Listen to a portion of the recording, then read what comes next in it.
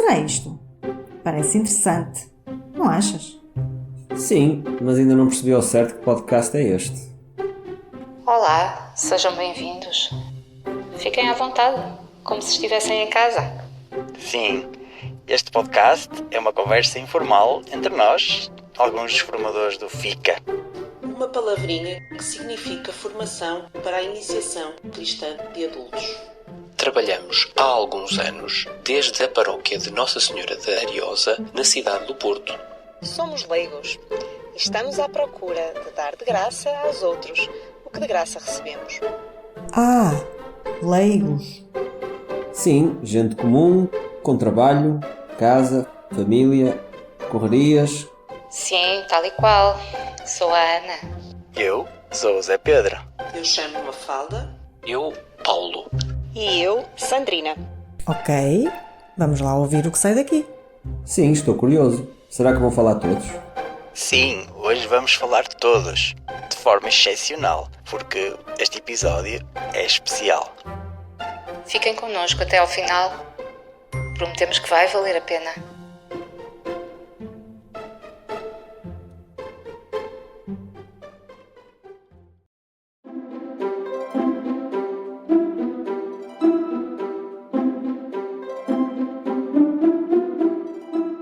Olá a todos, sejam bem-vindos ao podcast do FICA. Eu sou o José Pedro e este é o 12º episódio do primeiro módulo em que estamos a tentar responder àquela pergunta: o que aconteceu antes de Jesus nascer? Desta feita, e para fechar com chave de ouro este nosso módulo dedicado ao Antigo Testamento, preparamos um episódio num formato inovador. Para além de um conjunto de interlocutores deste grupo de formadores do FICA, os nossos já conhecidos, a Sandrina, a Mafalda, a Ana e também o Paulo, que vai estrear-se hoje, temos um convidado especial cuja disponibilidade para colaborar connosco, desde já queremos agradecer, o Sr. Dom António Couto, Bispo da Diocese de Lamego e também professor da Faculdade de Teologia da Universidade Católica Portuguesa e especializado na área de Teologia Bíblica. Antes de mais, Sr. Bispo, muito obrigado por nos receber. Seja aqui muito bem-vindo ao nosso podcast. Muito obrigado eu também e sobretudo pelo trabalho que vocês fazem na formação de adultos, que me parece que é uma área absolutamente fulcral nos tempos que correm e se nós não o fizermos, corremos o risco de perdermos não apenas as crianças, para as quais já temos qualquer coisa organizado, mas também os pais e os avós e quase tudo. É fundamental termos uma formação alargada o mais possível e parabéns por isso. Muito obrigado, Sr. Bispo. Nós temos aqui uma série de questões, pensamentos que vamos lançando, às quais pedimos o seu comentário, a sua opinião e vamos distribuir isto aqui pelos nossos vários interlocutores. Começa ali a Sandrina, por favor. Sim, agradecer também mais uma vez a presença então do Sr. Bispo, que tanto nos orgulha, e foi de facto uma feliz ocorrência quando estávamos a preparar este episódio em que pretendíamos fazer uma ponte de uma maneira sistemática entre as profecias do Antigo Testamento e a pessoa de Jesus no Novo Testamento, ter-se proporcionado através de um conhecimento comum do Sr. Cônego Filipe Pereira, a quem também queremos agradecer este contacto que fez consigo, e que certamente o Sr. Dom António Couto tanto nos irá enriquecer com o seu conhecimento de biblista e propiciará uma melhor reflexão sobre estes temas. O Espírito Santo vai, mais uma vez, soprando nesta nossa empreitada e, felizmente, nós só podemos reconhecê-lo e ser muito gratos por isso. O Sr. Bispo já fez a introdução inicial, agora vai uma questão propriamente dita ali da Ana. Então, para começarmos esta nossa reflexão, sabemos que não nos devemos enganar pensando que é possível fundamentar a nossa fé apenas no acerto das profecias do Antigo Testamento, tal como não podemos afirmar a nossa fé apenas pela simples recitação do credo.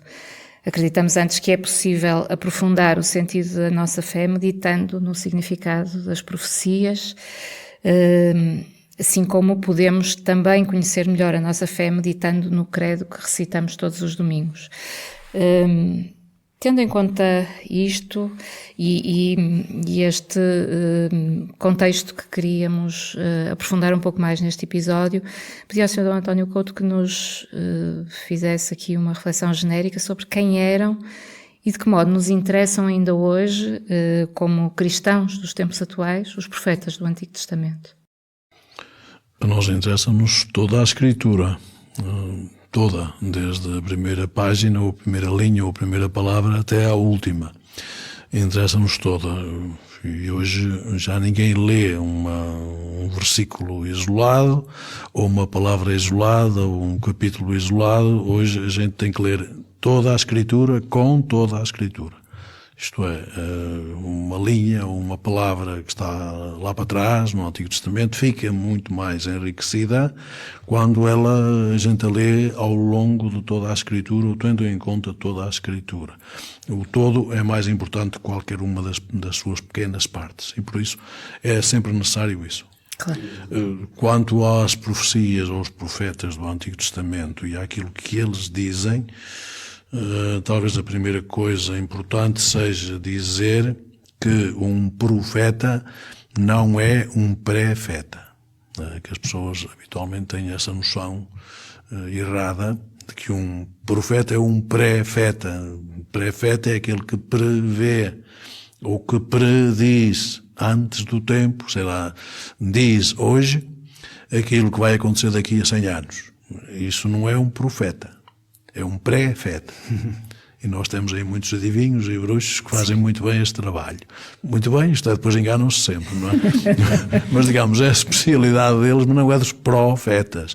Um profeta, pronto, esta partículazinha pró, significa em vez de, e aqui este em vez de é em vez de Deus, e o feta vem do verbo femi, que significa dizer, portanto, é aquele que diz em vez de Deus, mas diz para agora. Portanto, o profeta não atira coisas para o ar e agora aguardem aí 100 anos e depois venham ver se isto é verdade ou falso. Não, o profeta diz hoje para as pessoas que o escutam hoje e para aqueles que ele quer interpelar hoje, aquelas palavras. Hoje. Não quer dizer que isto só suceda hoje. Depois vai-se alargando, vai-se estudando, vai-se pensando, como nós fazemos hoje em tudo. E, portanto, é muito capaz de qualquer dito de qualquer profeta tenha depois um alcance que vai chegar até lá muito longe, até o Apocalipse, seja até onde for. E, portanto, um profeta é aquele que fala em vez de, mas fala para agora, para hoje, para os homens de hoje, interpela os homens de hoje, não fala para os daqui a 100 anos, e ainda da partícula pró, fala diante das pessoas. Onde não fala de costas, não fala no seu gabinete, para que as pessoas daqui a 100 anos, ou 200, ou 300, ou 1000, vão lá ver se elas, como é as profecias de Nostradamus, não é? Que vão depois ver se aquilo é verificável ou não, ou se é falso ou não. Portanto, o profeta é de caras aquele que fala hoje para as pessoas e fala, não diz a sua opinião, não diz o que pensa, não é isso que interessa, ele fala em vez de Deus. E, portanto, se ele nada receber de Deus, também não tem nada para dizer. Portanto, essa é a base fundamental. E daí que aquilo que a gente chama profecias, quase sempre nós cristãos, porque já conhecemos o Novo Testamento, sabemos os acontecimentos do Novo Testamento, temos muito a tentação de pegar nas profecias do Antigo Testamento e dizer, está a ver, isto aqui realizou-se em Jesus. Normalmente são as tais profecias que vocês têm algum interesse nelas, são as profecias tipo de teor messiânico, e que estamos sempre a ver, olha, isto realizou-se aqui no nascimento de Jesus, em Maria, em José, por aí abaixo, não é? E, portanto, isso não deixa de ser verdade, que é o alcance que qualquer palavra bíblica tem, todavia, elas são disparadas para o seu tempo e para as pessoas que estão ali, e para aquelas situações existentes naquele tempo. Essa talvez seja a primeira nota que é importante eu dizer. Sei lá, se quiserem exemplos concretos, todos conhecem, eu tenho aqui o texto, aquela profecia de Isaías acerca do famoso Emmanuel, não é? Em que Isaías disse, e depois foi escrito: por isso, dar-vos-á o Senhor, ele, um sinal. Eis que a jovem concebeu e dará à luz um filho e chamará o seu nome Emmanuel. Isto é o versículo 14 do capítulo 7 de Isaías. É evidente que um cristão ouve isto, um cristão que conhece o Novo Testamento e lê quer os primeiros capítulos de Mateus, quer os primeiros capítulos de Lucas e diz: isto claramente se realiza em Jesus. Mas essa não é, de forma nenhuma, a primeira noção que tem o profeta. O profeta quer interpelar as pessoas do seu tempo. Portanto, se vamos situar Isaías no século VIII, antes de Cristo, e temos que o situar antes de Cristo, 8 séculos, nomeadamente, se quiserem o ano, quase se pode dizer, o ano é 734 antes de Cristo. Ele diz isto a um rei incrédulo, que não acredita nada em Deus, não quer saber de Deus, nem quer saber de coisa nenhuma daquilo que é a religiosidade verdadeira. Ele acredita nos ídolos, como Moloque e outros. Sim. Não acredita em Deus. E, portanto, Isaías dispara para ele esta coisa. Isaías diz: pede um sinal. Se tu tens dúvidas, em 734 o que estava em causa era a chamada guerra Sírio-Efraimita. Sírio-Efraimita, esta expressão foi cunhada por Lutero. Ele é o culpado desta expressão, mas é fácil de perceber. Sírio é da Síria, Efraimita é de Efraim. Efraim era um nome mais usado para Israel, exclusivo, Israel Norte.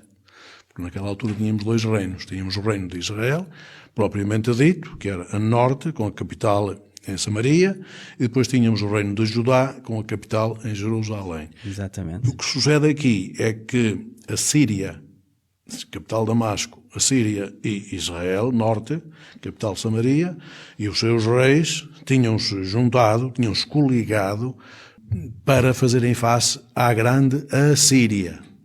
A grande Assíria, que era na altura a potência deste tempo. Tinham-se coligado para fazer face, porque eles já eram vassalos da Assíria e, claro, todos os anos tinham que pagar pesados impostos à Assíria e não estavam nada interessados nisso. Mas para terem as costas cobertas, eles queriam que o rei de Jerusalém, que era Acaz, o rei de Judá, se juntasse a eles, se coligasse com eles. Mas ele não estava nada interessado em entrar em guerras que não eram as dele e por isso recusou. E por isso esses 2 exércitos, da Síria e de Israel, fizeram um cerco a Jerusalém, ou seja, à capital do rei Acaz, fizeram-lhe um cerco, e é nesta situação em que Jerusalém está cercada por 2 exércitos, da Síria e de Israel, que Isaías pega num filho, o seu filho, chama de nome Shear-Yashuv, que é um nome simbólico, significa um resto voltará. Isto é, um resto voltará, um resto converter-se-á, um resto virá para Deus. É o nome simbólico do filho de Isaías, mas vai com o seu filho pela mão, atravessando a guerra. Notem isto, porque é decisivo. Quem é o pai que pega num filho pequeno e vão os 2 atravessar uma guerra? O pai não é muito de admirar, pode ir, mas que leva uma criança pela mão, isto é altamente problemático, não é? Quem é o pai que hoje faz isto? Ninguém. Nós conhecemos as guerras hoje e nenhum pai atravessa uma guerra com um filho pela mão. Pelo contrário. Mas isto é propositado porque Acaz não apenas é um descrente em Deus, mas é também um fulano que acredita nos ídolos, nomeadamente Moloque, e já tinha sacrificado um dos seus filhos a Moloque para que ele lhe desse a sorte, não é? Sim. Que era necessário.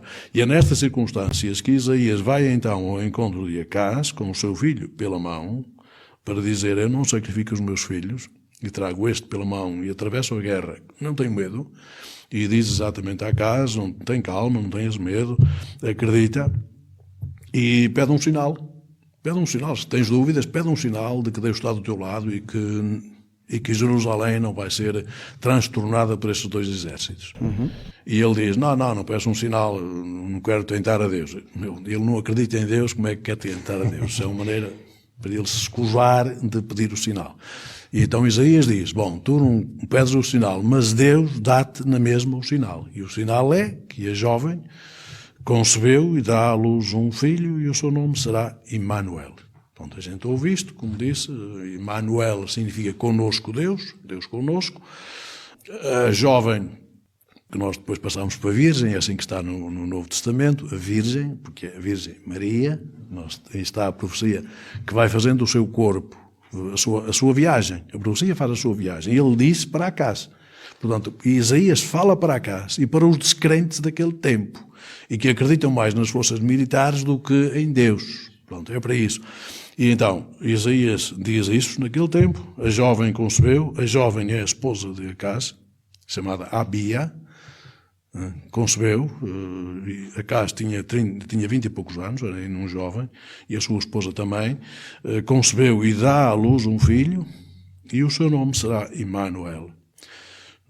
O sintomático está aqui. Pronto, o que Isaías quer dizer a Acás é a dinastia de David, que é a tua dinastia, tu és herdeiro, estás no seguimento de David, a dinastia manter-se-á. Já tens um herdeiro. Vais ter um herdeiro, que é tal a jovem, concebeu e dá à luz um filho. E o seu nome será Immanuel. Isto aqui é que digamos, traga a profecia, ou compõe a profecia. Isto é que é verdadeiramente profético. Porque ele não diz o nome do rei que vem a seguir. Se dissesse Ezequias, que é o filho de Acás, que vem aí a seguir e que vai suceder a Acás, a profecia terminava aí.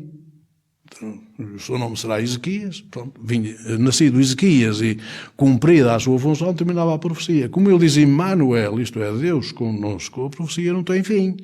Pois pode muito bem, em primeira mão, ser Ezequias, que vai nascer no ano 32, notem a profecia é 34, em 32 nasce Ezequias, e em 27, logo a seguir, tinha 5 anos, já está no trono. Já está no trono, porque o seu pai entrou em parafuso, tinha problemas sérios, e Ezequias foi, com 5 anos, ocupar o trono para que não ficasse vazio. E, portanto, o nome que Isaías deu é Immanuel, Deus conosco. Quer dizer, Deus acompanhar-nos-á sempre. Nunca nos deixará sem a sua mão. Estará sempre connosco. Claro que Acás não queria saber nada disto, não é? Ele queria saber como é que havia de se salvar militarmente daquela situação. E, portanto, a profecia vai seguir o seu caminho. Depois, nos capítulos 9 e 11 de Isaías, continua. Um menino nasceu para nós, um filho nos foi dado. Nós estamos sempre aí nesse seguimento dessa belíssima profecia, que faz a sua escola, faz o seu caminho. E depois vem até Mateus, no capítulo 1, versículo 23, se eu não erro, que a Virgem concebeu e deu à luz um filho, e por-lhe-ão, no plural.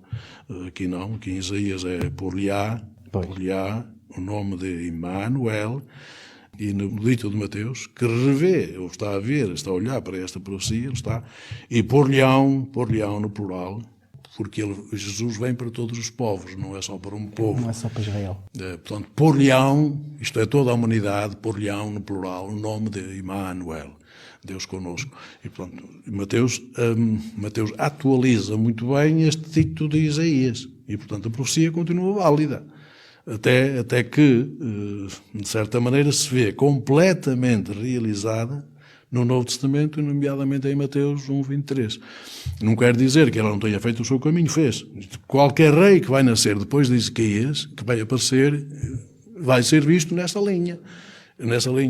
E isso é importante porque, Isaías fala para gente concreta, em situações militarizadas complicadíssimas. E hoje estamos também nesse tempo. Sim. Fala para essas pessoas, mas a profecia não morre ali.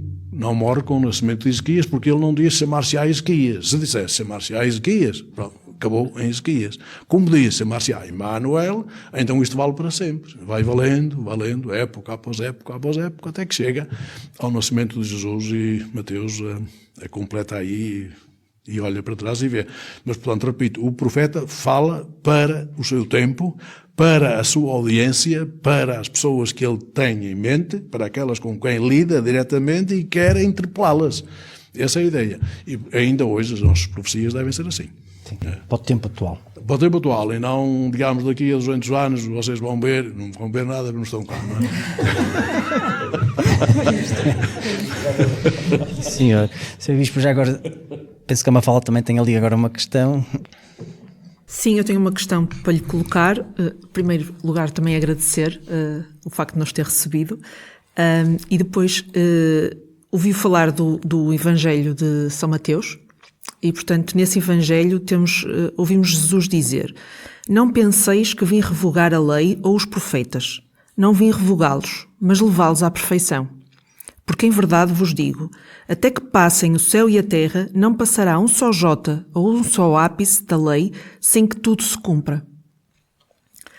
Ou seja, podemos concluir destas palavras, digo eu, não é? Estou eu a dizer, podemos concluir destas palavras de Jesus que a história da salvação, que vem escrita no Antigo Testamento, era conhecida por Jesus e considerada como matéria de busca de plenitude no seu ministério.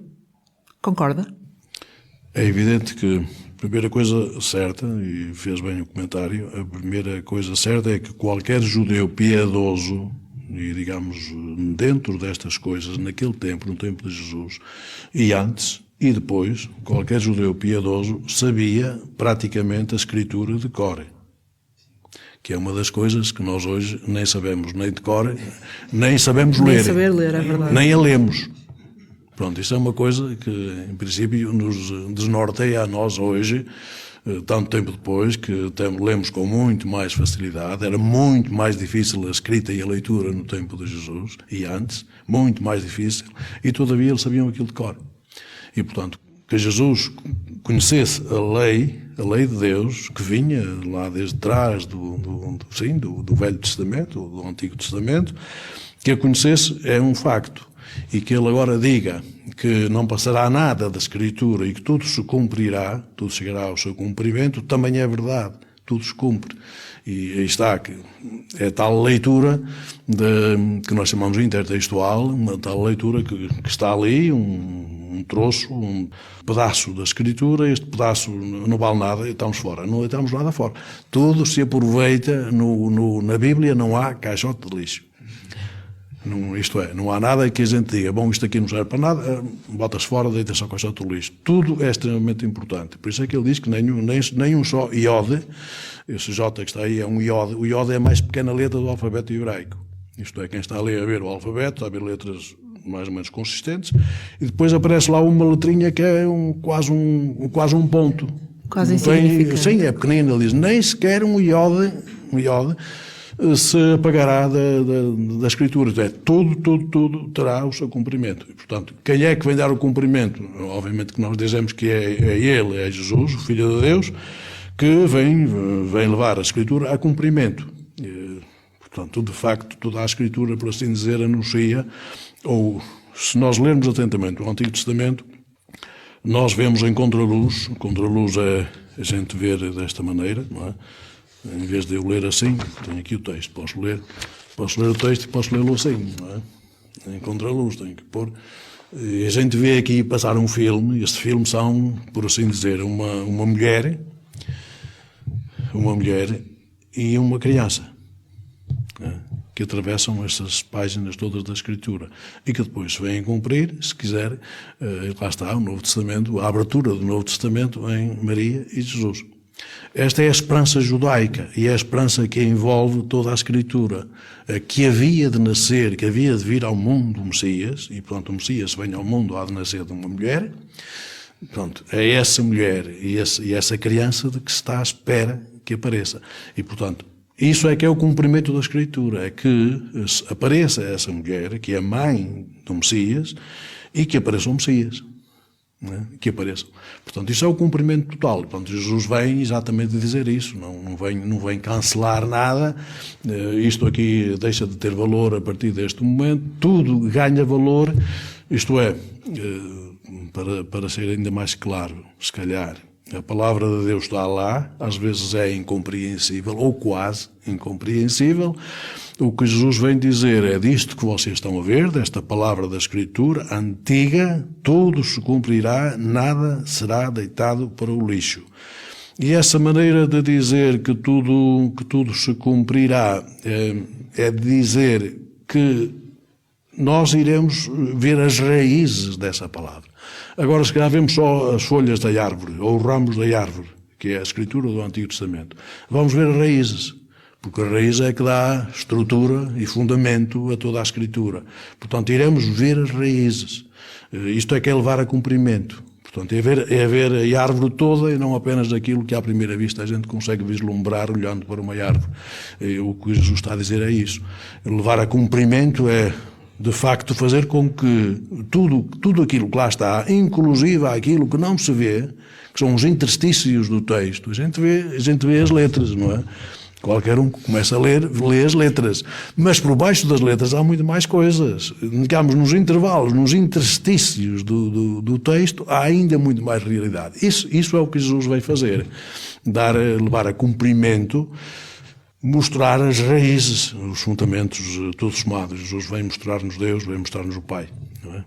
É isso que ele agora, Sr. Bispo, tinha aqui uma frase também que está nesta citação de Mateus, que diz: não vim revogá-los, mas levá-los à perfeição. Nós, no nosso podcast, tentamos trazer os conceitos teológicos para uma linguagem mais simples e dizemos a brincar, e corrija-nos se nós estivermos errados, que quando Deus no Sinai entrega a lei a Moisés, está-lhes a dar um patamar a partir do qual aquelas pessoas podem pertencer à família de Deus, se cumprirem aquelas cláusulas do contrato.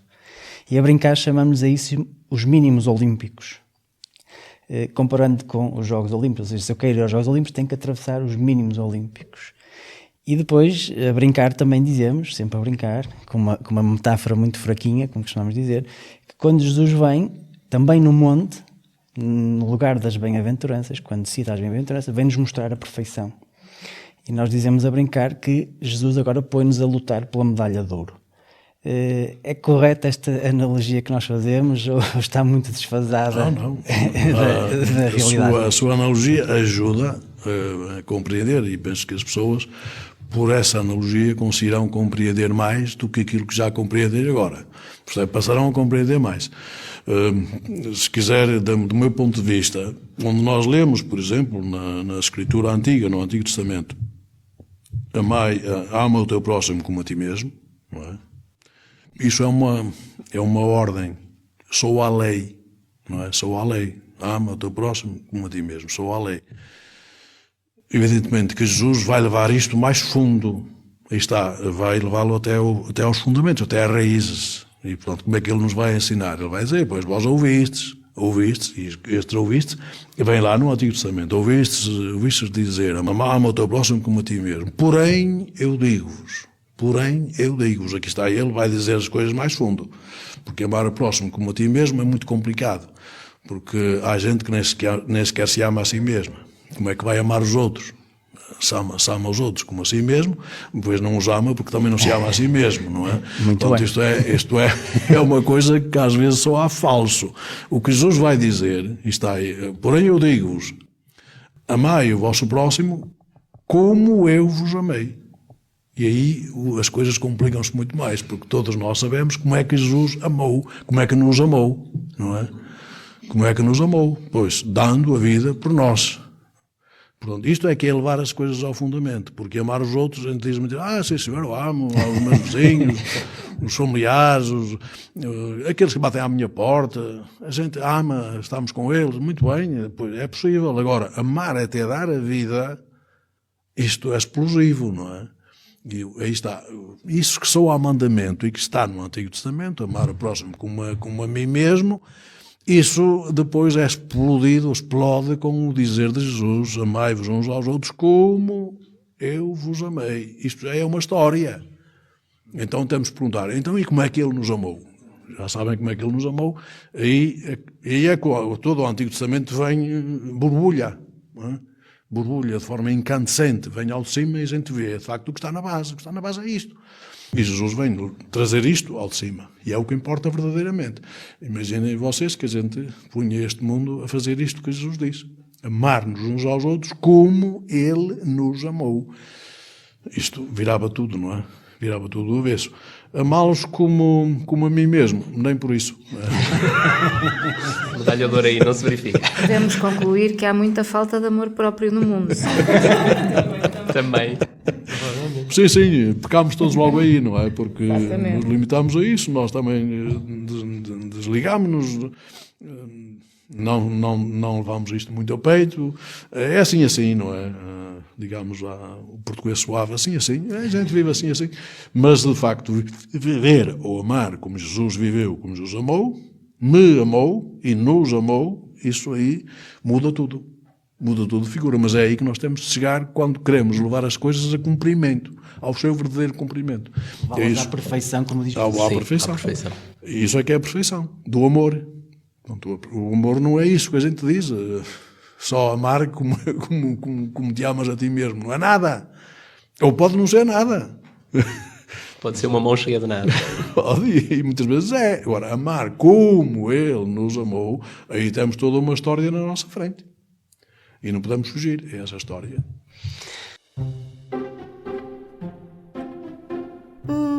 Já acabou?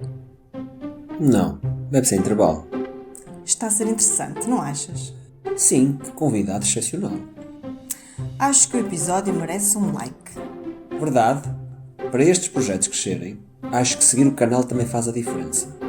Tens razão. Vou fazer like, subscrever e partilhar. Já tenho uma pessoa em mente. Obrigada. Ficamos muito gratos. Por favor, ajudem-nos a continuar. Não nos interessam apenas os números. Interessa-nos chegar a uma pessoa de cada vez. Só assim é que este trabalho faz sentido.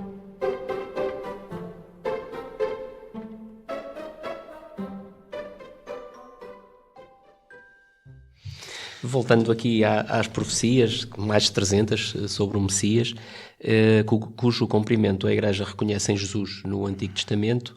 Portanto, elas estão dispersas pelos chamados livros proféticos, mas também por outros escritos no Antigo Testamento, que nos transmitem o denso caráter profético da própria história de Israel, tal como ela nos é relatada na Bíblia. Parece, na realidade, que toda a história da descendência de Abraão, Isaque e Jacó consiste no desenvolvimento de uma experiência profética, preparando a intervenção de Jesus, o Filho de Deus, na história da humanidade e no mundo.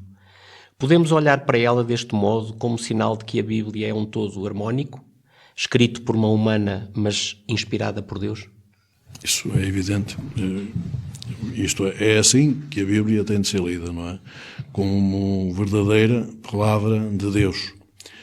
Claro que nós também podemos, e há gente que o faz, que lê a Bíblia como lê outro livro qualquer, não é? E nesse caso vai aplicar as normas de leitura corretas, da exegese, interpreta, mas prescinde de um sentido que atravessa a Bíblia inteira, não é? Prescindindo do sentido que atravessa a Bíblia inteira, e a gente pode ler qualquer versículo, qualquer capítulo, qualquer livro, literariamente falando. E, portanto, daí prescindindo do tal sentido que atravessa toda a Escritura. É harmonioso, no fundo. Agora, de facto, em termos harmónicos, todas as páginas da Escritura têm a ver com as outras que se lhe seguem ou que a antecedem. Que a antecedem ou que lhe sucedem. E por isso nós somos chamados, nós que olhamos para a Escritura como sendo um livro, sim, claro, escrito por muitas mãos humanas. Por muitas, não é por uma.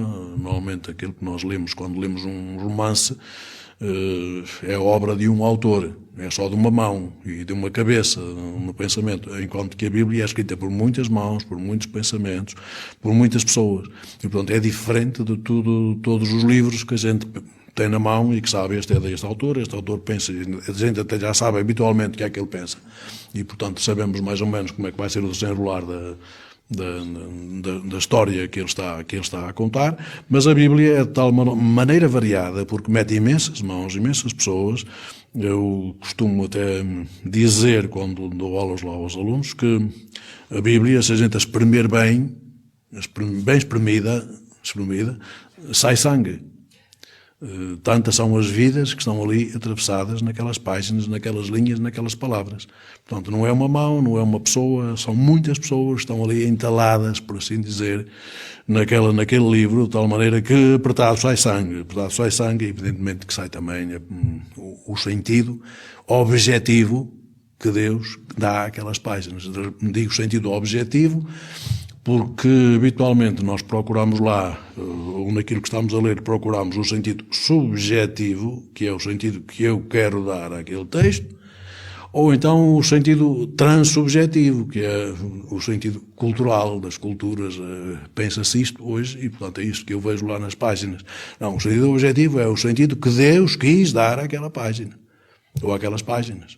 Isto é, temos de procurar lá o sentido do divino, se quiserem é o Espírito Santo, há pouco estávamos a rezar, o Espírito Santo é a luz que alumia aquelas páginas todas, e é essa luz que nós procuramos, nós cristãos, crentes, procuramos quando estamos a ler a Bíblia. Não é o sentido literário e apenas a época histórica, ou o que é que quer dizer esta palavra, o que é que quer dizer aquela, não é apenas isso, porque isso é coisa barata, não é? Nós queremos mais. Sr. Bispo, nós, como estávamos a explicar há pouco, quando estávamos a falar consigo em off no início, neste grupo FICA, que é a Formação e Iniciação Cristã de Adultos, o nosso plano de formação, que dura 1 ano, temos 3 módulos, e o primeiro, como tínhamos explicado, é dedicado ao Antigo Testamento. E esta última sessão, que fizemos questão de trazer aqui algumas profecias que depois vemos cumpridas no Novo Testamento, não com o objetivo que o Sr. Bispo há bocado estava a dizer, de só ver a causa e efeito e ficarmos maravilhados só, não é? Ainda que há pessoas a quem isso é necessário numa primeira fase, pelo menos é isso que temos reparado, mas para ver sim este todo, deste conjunto, desta unidade da Bíblia como um todo, nesta história da salvação que é contínua, não é? E que está tudo interligado. É mais nessa maravilha que fazemos esta ligação. Então, por vezes nós temos que responder a algumas objeções de algumas pessoas que vêm ter connosco e com as quais lidamos no nosso dia-a-dia, que são mais céticas, e muitos deles dizem que, nomeadamente, que o Novo Testamento foi escrito a posteriori, naturalmente, para concordar ou corroborar aquilo que já dizia o Antigo nas profecias, não é? E não o contrário, como nós acreditamos, não é? Que é para dar o verdadeiro cumprimento. O que sabemos hoje do ponto de vista académico e da exegese sobre a historicidade dos Evangelhos, ou seja, a componente, diria, académica de estudo e sobre a sua fidedignidade ao que aconteceu, na verdade, sobre a vida de Jesus. Não sei se pode nos elucidar um pouco sobre isso. Ora bem, o Novo Testamento, nomeadamente os Evangelhos, já não falo tanto nas cartas de São Paulo, que vêm a seguir, e outros escritos apostólicos, acabaram no Apocalipse, mas, portanto, todo o Novo Testamento, nomeadamente os Evangelhos, que é o corpo fundamental do Novo Testamento, são evidentemente, não um retrato de Jesus, se quiser, ou não, se quiser, uns apontamentos jornalísticos de alguém que seguiu atrás de Jesus e que ia tomando nota daquilo que ele ia fazendo, não é? E depois passou isso para nos comunicar a nós. Jesus fez assim, eu tomei aqui nota nos meus apontamentos. Portanto, não é nada disso. Portanto, normalmente as pessoas pensam que é. As pessoas pensam que aquelas narrativas que nós encontramos nos Evangelhos são exatamente aquilo que Jesus fez daquela maneira. Não é? Pronto, isso temos aí que ajustar um bocadinho, ou que nos ajustar um bocadinho, para que as pessoas entendam que são maneiras de ver crentes, reflexões sobre a obra de Jesus. Mas o próprio Jesus não escreveu nada, e dos cristãos primitivos nós também não temos nada escrito. Não é? Note bem, não temos nada. O primeiro que ousou escrever alguma coisa foi Paulo. Não é? Foi o primeiro que começou a escrever alguma coisa. Os Evangelhos já vêm depois de Paulo. Não é? São posteriores a Paulo. Portanto, a primeira geração cristã não escrevia. Até porque escrever era muito complicado. As pessoas nem fazem ideia. Mas escrever era muito pior do que cavar a enxada. Escrever uma sílaba demorava 3 minutos.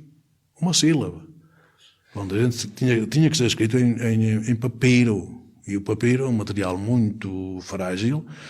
E escrever sobre papiro era um risco imenso, porque aquilo bastava depois passar o dedo por cima, desaparecia a letra que a gente escreveu. E demorou não sei quanto tempo a escrevê-la, não é? Por outro lado, depois vêm os pergaminhos, que já são peles de cabra ou peles de animais, que são tratados e trabalhados. É muito caro. E no tempo de Jesus e antes não havia condições económicas para que se pudesse escrever, porque juntar esses pedaços, quer de papiro, quer de peles ou pergaminhos, para juntar esses pedaços era preciso muito dinheiro. E não havia dinheiro naquela altura. Nem havia gente preparada para escrever. Poucos sabiam escrever naquela altura. Portanto, não podemos pensar que aquilo é uma coisa em cima do acontecimento. Não, aquilo é escrito depois, olhando para trás, vendo como foi o movimento de Jesus, o que ele fez, o que ele disse, olhando para trás, para que não se perca tudo, então começa-se a redigir. O primeiro escrito é do ano 50, mais ou menos, que é a primeira carta aos Tessalonicenses de São Paulo, é o primeiro escrito em absoluto do Novo Testamento. Em absoluto. Portanto, repara, antes do ano 50, Jesus terá morrido pelo ano 30, quase seguramente no ano 30, a gente até pode arriscar um dia, no dia 7 de abril do ano 30, é a data mais provável da morte de Jesus, o 9 é o dia da ressurreição, e o primeiro escrito surge 20 anos depois, no ano 50. Ora bem, note que já passou muita coisa. Ou há gente que vive aquilo que Jesus disse, e continua Jesus vivo no meio de nós, não é? Ou então em 20 anos, sobretudo sem nada escrito, perdia-se completamente, porque não eram muitos os seguidores de Jesus, mas esses tinham que manter viva a memória de Jesus, do que ele disse e do que ele fez. Mantinha-se viva de tal maneira que, quando é produzida a primeira carta de Paulo, no ano 50, sai com os seus fundamentos e com os seus objetivos que ele tem para comunicar à comunidade de Tessalónica, para onde ele tinha passado, e foi de lá corrido, teve que se pôr a andar, mas não esqueceu a comunidade, como não podia lá voltar naquela altura, porque tinha sido de lá corrido, manda uma carta para avivar a fé daquela gente. Claro que fala de Cristo, fala da sua maneira de ser, fala do amor, fala de tantas coisas. Abre logo dizendo: dou graças a Deus por todos vós, em Cristo Jesus, a Deus Pai. Dou graças a Deus por todos vós. Bom, é assim a primeira página do Novo Testamento. Depois vêm os Evangelhos, que o primeiro seguramente terá sido escrito, que é o de Marcos. Terá sido escrito entre os anos 66 e 70. Portanto, repare, já bastante tempo depois da primeira carta de São Paulo. O primeiro Evangelho, dessa altura, durante a guerra dos romanos com os judeus. Aliás, o Evangelho respira essa guerra. Pouca gente conhece o Evangelho de Marcos, é capaz de ser o menos conhecido. Era, até há pouco tempo, o menos conhecido. Se calhar agora começou a ser mais conhecido. Até desde finais do século XIX. Praticamente passou 19 séculos na gaveta. Não era lido, porque sempre foi interpretado, ou era achado, que o Evangelho de Marcos era um resumo do Evangelho mais longo, que era o de Mateus. Portanto, era um resumo. E, portanto, como era um resumo, mais vale ler o original, que era Mateus, que é chamado o Evangelho da Igreja. Por aqueles discursos grandes de Jesus, está as bem-aventuranças, o discurso missionário, o discurso do perdão, tantos. São discursos belos, e, portanto, esse passou a ser o Evangelho da Igreja, e praticamente esse era, não digo que fosse o único a ser lido, o de Lucas e de João também o eram. Marcos esteve na gaveta porque era um resumo. Era assim achado que era um resumo. Quando, na verdade, ele foi aquele que deu os pontos para que os outros desenvolvessem depois. Não é o contrário. Em vez de ser um resumo, é um sumário. O sumário faz antes. Não é? O resumo faz no fim. Exatamente. O sumário antes. E, portanto, Marcos é um evangelho notável, que veio ao de cima, sobretudo a partir do século XIX. Porquê é que só veio ao de cima a partir do século XIX? E note que ele foi dito, já no século XX, nos palcos de Londres, de Amsterdã, de Roma, de Atenas, em vários palcos do mundo, só dito. Isto é, subia um ator ao palco e lia seguido, que não é muito grande, são 16 capítulos, não é assim tanto como isso, é um pouco mais de meia hora, lê-se o texto de Marcos, era lido nesses palcos, e foi um sucesso imenso, porque o texto de Marcos é muito incisivo, muito incisivo, penetrante, e sobretudo é um texto que foi escrito, claro, tendo sempre Jesus na base, claramente está lá, fala de Jesus, tem que falar, como é óbvio, mas foi escrito para situações de violência e de luta. Situações de luta. Isto há anos 66, 70, durante a guerra dos romanos com os judeus. E, portanto, era preciso que os cristãos permanecessem firmes na sua fé. E, portanto, nessas circunstâncias, o texto tinha que ser incisivo, tinha que ser provocatório e tinha que chamar a atenção dos cristãos que tinham que defender a sua fé e que não podiam adormecer. Portanto, é um texto fortíssimo. As pessoas é que não o experimentam. Se isso for lido, as pessoas até tremem. Porque é um texto acima da média, um texto, para aquele contexto, é o melhor texto possível. E, portanto, é o primeiro Evangelho. Os outros depois, Mateus e Lucas, vêm pelos anos 80, mais coisa, menos coisa, anos em que ainda não tinham começado as grandes perseguições romanas, que começam a seguir, num ambiente relativamente pacífico, mas diferentes. Cada um tem a sua tonalidade daquele tempo, mas que depois tem expressão ao longo dos tempos. Sei lá, por exemplo, vou dar um exemplozinho só pequenino. Quando aqueles logianos ou ditos de Jesus, por exemplo, em Mateus, diz: acende-se uma luz para a colocar debaixo do alqueire. Claro que não, então a luz debaixo do alqueire não serve para nada. Não antes sobre o candelabro, a fim de iluminar todos os que estão em casa. Vocês concordam com isto? Eu também. A luz é para iluminar a casa, não é? Os que estão na casa, não é para meter debaixo da cama, ou debaixo de um alqueire, ou debaixo de um objeto qualquer, de tal maneira que não serve para nada. Isto é como diz Mateus. Acende-se a luz para a colocar debaixo do alqueire, não antes para colocar sobre o candelabro, a fim de iluminar todos os que estão em casa. Isto é, este é o Evangelho da formação. Eu diria que, de certa maneira, o que vocês estão a fazer, lá como fica, a formação das pessoas, dos cristãos. O Evangelho de Mateus é o Evangelho da formação.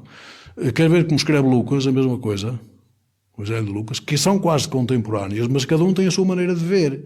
Lucas é o único escritor não judeu do Novo Testamento. Ele não é judeu, é grego.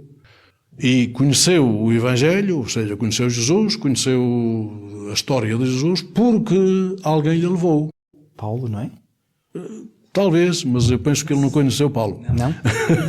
Também dessa opinião. Eu penso que ele nunca conheceu Paulo. Não? Ele nem sabe sequer que Paulo escreve cartas. Certo. E se há uma coisa que Paulo fez foi escrever cartas. É, aliás, um dos maiores escritores de cartas do mundo, ainda hoje. Considerado. Ele nem isso sabia. Portanto, repare, dificilmente alguém que acompanha Paulo não se apercebia que ele escrevia cartas, ou que ditava cartas. Não é ele que escrevia, mas ditava, não é? E, portanto, é difícil que tenha sido companheiro de Paulo e, claro, também não foi companheiro de Jesus. Mas, é assim, tinha-lhe chegado a mensagem de Jesus. E ele acolheu-a como uma explosão de alegria e de graça. Isto é, teve um impacto nele espantoso. E é por isso que ele escreve sobre Jesus maravilhas, escreve sobre Paulo. Ele é um admirador de Paulo, mas é como quem olha para trás. Vocês admiram os vossos avós e bisavós e trisavós, se calhar nunca os conheceram. Não é como parceiro. Mas ouviram falar. Sim. Não é? Ouviram falar. E quando nós ouvimos falar de alguém que já está lá para trás e que eu não conheci pessoalmente, a gente só fica com aquilo que é positivo. Isto é, perdemos, não ligamos àquelas coisas que não têm importância. Aliás, nem nos las contam já, não é? Só nos contam aquilo que é importante. E a Lucas chegou aquelas primeiras comunidades cristãs de Jerusalém, tinham tudo em comum, todos os dias aumentava o número. Isso é de quem olha para trás e vê um mundo sublime. Sublime, as comunidades cristãs a sério, sublimes, que fazem aquilo que devem fazer, vê Jesus numa forma espantosa. Para Lucas, Paulo é o seu herói, ainda que ele nunca o tenha conhecido, mas é o herói dele. É o herói dele. Ele fala de Paulo com um entusiasmo fantástico, mas é exatamente porque já há alguém que está lá para trás, que ele não conheceu pessoalmente, estou convencido, mas, portanto, o que lhe chegou foram ecos notáveis e se alguma coisa chegou a Lucas, foi através dos cristãos perseguidos, foram perseguidos, e também seguramente ouviu falar de Paulo, porque Paulo atravessou toda aquela Ásia, toda a parte da Ásia Menor. Mas como é que Lucas escreve o dito que eu há pouco estive a dizer? Bom, já vos disse, Mateus escreve assim: acende-se uma luz para colocar debaixo do alqueire, não antes para colocar sobre o candelabro, a fim de iluminar todos os que estão em casa. É assim que ele escreve. Tá. Como é que Lucas escreve? Lucas escreve assim: acende-se uma luz para colocar debaixo do alqueire, que é igual. Não antes sobre o candelabro, a fim de iluminar todos os que entram na casa. Notaram alguma diferença? Os que entram E os que estão? Os que estão. Os que estão na casa. Ou os que entram. Ou os que entram. Os que entram estão lá fora. Ora bem, Eram gentios? Exatamente como ele. Como ele. Sim. Ora bem, ele estava fora, mas viu de fora, pela janela ou pela porta, ele viu a luz. Viu a luz de Jesus e entrou para dentro da casa. Foi assim. Entrou, veio de fora para dentro. Portanto, é um evangelho dito missionário, e é verdade. Podia dizer só, nós leigos nunca teríamos reparado nessa diferença de verbos. Achamos que era para um igual. exegeta. Não É são tão iguais, importante. Não são iguais, são diferentes. Ponto. Cada um tem os seus objetivos. E tem uma história por trás dela. E tem né? uma história, praticamente, quem lê o Evangelho de Lucas vê a história de Lucas. Ele andava lá fora. Se me permite, isso responde completamente à minha pergunta inicial de como provar a historicidade dos Evangelhos, não é? Só um texto tão rico pode conter tantos detalhes de alguma coisa que se consegue comprovar pela história das pessoas, não é? E sabe como é que escreve Marcos já agora, o mesmo login, o mesmo dito? Estou curioso. Marcos, o tal Evangelho de luta, escrito para tempos de luta, e foi por isso, só disse-vos que há pouco, só a partir do século XIX é que ele foi tirado da gaveta, porque foi quando os cristãos começaram a ser perseguidos outra vez. A partir do século XIX, e hoje também são, como veem, se não forem assim, mesmo fisicamente estão a ser, mas ideologicamente também. Qualquer cristão hoje é de, aquele fulano, sabe o que diz, também vai à igreja, não sei o que, ouvem isso certamente, Sim, não é? claro. Pronto, ideologicamente são perseguidos e também são perseguidos por mundo fora, tantos que morrem, que são mortos, não é? Que são mortos. E, portanto, estamos outra vez num tempo de luta, em que ser cristão hoje é preciso lutar. É preciso ir a Marcos, então. Não podemos estar a dormir. Temos que saber bem o que fazemos. Então, Marcos escreve assim: venha a luz para a colocar debaixo do alqueire, não antes sobre o candelabro. Venha a luz. Note, os outros dizem acende-se. E era o normal, a luz acende-se, não é? A gente acende a luz. Mas venha a luz, a gente hoje diz, se faltar a luz elétrica, não é? E vier daqui um bocado, a gente diz, já veio a luz. Mas é hoje que temos luz elétrica, mas eles não tinham. Na altura não tinham. Ora bem, venha a luz. Vem a luz. Não é a luz, não é uma coisa, é ele, Jesus, que é a luz. Vem a luz, que é Jesus. Vem, é aquele que vem. É nesse sentido. Notem que até os verbos mudam, consoante as necessidades, consoante as apetências e a forma como cada autor vê as coisas e os objetivos que ele quer atingir. Portanto, nem todos querem atingir os mesmos objetivos. Portanto, Marcos quer mostrar claramente que Jesus é aquele que vem e que vai ficar sob o candelabro, que é a cruz. Que é a cruz de Jesus. Lá toda a gente pode ver. Mateus é o evangelho da formação, não é? Tal luz que ilumina os que estão na casa. E Lucas é um evangelho que hoje também é muito necessário, que é para atrair os que estão fora. Vem a luz para aqueles que entram na casa. Não é? As periferias existenciais que fala o Papa Francisco. Isso e outras coisas. Nós hoje temos, como vocês sabem perfeitamente, vocês vivem naquele mundo mais de tio cidadino, digamos assim. Aqui nem por isso, nós aqui não temos muita gente fora da igreja, mas nas grandes cidades a maioria das pessoas não tem nada já a ver com a igreja, nas grandes cidades, isso é um facto. Então, este evangelho de Lucas é um evangelho para trazer cá para dentro os que estão lá fora. Então é nós sermos a luz, que é Jesus, levar a luz de Jesus, pô-la à janela ou pô-la à porta para quem está lá fora. Isto é, eu tenho que pôr a minha vida cá fora. Isto é, tenho que ver em mim e em ti, em nós, quem é Jesus. E ver que, de facto, vale a pena seguir este Jesus desta maneira. Porque se não valer a pena, também não vale a pena estarmos nós a perder o tempo, não é? Portanto, notem que as coisas são são diferentes, pode lá ir perfeitamente por esse prisma da sua questão.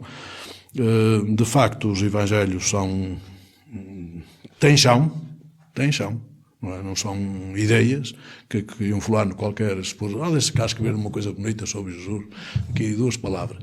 Não, são coisas com chão, todas vinculadas a Jesus, ainda que alguns dos que escrevem nem sequer o conheceram. Mas ouviram falar, chegou-lhes Jesus, e viveram de tal modo apaixonados e entusiasmados que acham que devem comunicar aos outros também. Portanto, o testemunho da vida dessas pessoas é que é a prova maior da veracidade dos evangelhos, não é? Porque de outra maneira não conseguiriam escrever estes textos tão ricos, não é? Não conseguiam. E depois note que quando a Paixão de Jesus, que é uma página mais vinculativa, mas também mais complicada, digamos assim, aquela página da Paixão de Jesus que vai para a cruz, nessa altura todos aqueles que o seguiam, os seus apóstolos, foram embora. Lembram-se disso? Sim. Foram-se embora. À exceção de João, não é? O texto diz que todos foram. Depois há um outro evangelho que coloca também João junto da cruz. Mas mesmo Marcos, nota o evangelho de Marcos. O evangelho de Marcos sobre Maria não tem quase nada. Maria aparece uma única vez no evangelho com este nome, uma única vez, que é no capítulo 6 de Marcos. Não há anunciação, o texto de Marcos não tem anunciação. Começa logo com João Batista a pregar. Maria não está junto da cruz, em Marcos. Está lá outras mulheres, mas Maria não está. Maria, sua mãe, não está. Não está no sepultamento, não está em nenhuma página. Maria, em Marcos, é comum de nós, cuja fé se vai vivendo e se vai consubstanciando, se vai afirmando. Ela também teve que aprender a viver a sua fé. É isso que Marcos também nos pretende dizer. Que ela não é um ser predestinado. Não sabia tudo. Não sabia tudo. Teve que crescer na sua fé. É isso que ele pretende dizer. Como ela cresce, também nós. Isto é, são os tais cristãos que Marcos quer fortes, e que defendam a sua fé com unhas e dentes e que não estejam apenas de braços cruzados a ver como é que as coisas acontecem. Mas peço desculpa, interrompi, estava a falar da paixão. Da paixão de Jesus. Estava a dizer então que todos foram embora, não é? Todos foram embora, todos o abandonaram quando viram aquela cruz. Porquê? Porque também tinham medo da cruz, eles. Mas não só, porque a cruz era também sinal de maldição de Deus. Quem era crucificado era um maldito. Isto é, um abandonado por Deus. Agora, se Jesus era o Filho de Deus e era o Messias, como é que podia ter sido abandonado por Deus? Não é possível. Daí que todos foram embora porque, de certo modo, desistiram. Nós pensávamos que era este, mas afinal não era. Enganámos-nos, vamos embora. E quando vier outro, a gente cá estará outra vez. Não é? É um pouco isso. Mas o que acontece, então, é que, na verdade, depois vemos-los. Eles tinham tanto medo daquela cruz, depois vemos-los, porque Jesus foi buscar outra vez, não os deixou à sombra, foi buscar, porque é extremamente importante esse bocadinho da paixão em que eles se vão embora. Pedro renega Jesus por 3 vezes, como sabeis, não é? Quem? Jesus nem o conheço, não é? Nem o conheço. E ele que tinha andado anos com Jesus. Nem o conheço. E, portanto, 3 vezes o nega e os outros também. Portanto, todos os negam, foram todos embora. Acontece então que depois Jesus, o ressuscitado, e aí está, a prova é a minha vida, a prova é a vida deles. Vai ser a vida deles. Foi-os buscar outra vez. E estão eles agora aí pelo mundo a pregar o Evangelho. De que eles tinham tanto medo porque tinham a cruz na frente. E agora, você vê Pedro, por exemplo, Pedro vai para Roma, e talvez aí no ano 63, é o que nós pensamos como mais ajustado, no ano 63, ele pregava o Evangelho em Roma, foi apanhado pelos romanos e foi crucificado. Ele tinha medo da cruz. Foi crucificado. Mas ele, antes de ser crucificado, ainda disse: não me crucifiqueis como foi crucificado Jesus. Crucificai-me de cabeça para baixo. Porque eu não sou digno de ser crucificado como foi Jesus. Portanto, está a ver um fulano cheio de medo, como era antes, afinal transformou-se num fulano que não tem medo nenhum. Ora bem, nós somos a prova de que ele ressuscitou e de que ele está vivo. no meio de nós. Nós somos a prova. Isto é, eu com a minha vida sou a prova de que Ele está vivo e está ressuscitado. A melhor resposta acho que era impossível. É isso que importa que as pessoas entendam. Por isso é que esta coisa da paixão de Jesus, os peritos chamam-lhe o relato do anunciador. Isto é, porque quem anuncia Jesus ressuscitado não vai só dizer, como nós dizemos na Páscoa, o Senhor ressuscitou, aleluia, não é? Pode dizer, mas isso não interessa muito. O Senhor ressuscitou, aleluia. Não, ele vai ter de dizer com a sua vida que ele ressuscitou de facto. E como é que ele diz? Dilo assim, porque eu fui assim, abandonei-o, reneguei-o, fui-me embora, e ele foi-me buscar outra vez. Ora, se me foi buscar outra vez é porque está vivo. E aqui estou eu, e agora não tenho medo de nada. Podeis matar-me, podeis crucificar-me. Isto é a prova. A prova é a minha vida, e a tua, e a desses cristãos que se dizem tal, e são de verdade. É aí que está. Portanto, podemos ver uma complexidade grande na composição dos evangelhos, que eles estão a falar sem dizer as coisas por uma sequência de acontecimentos, no fundo. Sim. Eles estão a testemunhar. Eles não querem, isso é um testemunho, como é óbvio. Eles não estão a fazer um relato histórico de como os jornalistas que tomam nota ou então que gravam hoje com os gravadores, gravam e depois passam para escrito. Não é nada disso. De facto, é o testemunho daqueles que experimentaram, que viveram com Jesus, que experimentaram aquela maneira de viver e que acham que aquela maneira de viver é a melhor que há. E, portanto, aí estão eles, sem medo nenhum, a dar testemunho dessa maneira de viver. E as comunidades cristãs também, a mesma coisa. Pronto, só assim é que vale a pena, e é destas comunidades reunidas à volta de Jesus, e está, se quiser, depois a Eucaristia dominical, em que nós nos reunimos à volta de Jesus, não é apenas para nos reunirmos, é à volta de Jesus que nós nos reunimos, Ele é o centro, é sempre. E temos que saber que não nos reunimos só para estar ali durante meia hora ou uma hora, mas reunimos-nos para que a nossa vida amadureça, cresça, se alimente e depois darmos testemunho dele. Bem, depois desta análise riquíssima, se calhar propunha fazermos uma pequena pausa para depois vermos algumas das profecias mais representativas sobre a vinda de Jesus. Portanto, se calhar fazemos uma pausa, se acharem bem. Sim.